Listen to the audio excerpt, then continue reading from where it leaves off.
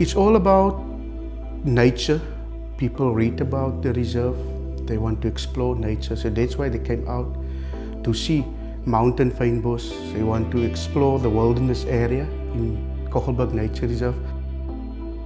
People from all over the world come to see the endemic species because you find it nowhere else. It's unique and it's beautiful. It's one of those pristine areas that it's hard to find these days. We have the mountain and the marine protected area. So this is actually in Stony Point where the penguin colony is there, which makes it so different from all the other reserves. We do have hiking trails here.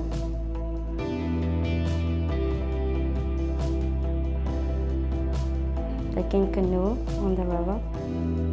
There's bird watching, mountain biking. We do have eco cabins, so they can overnight facilities.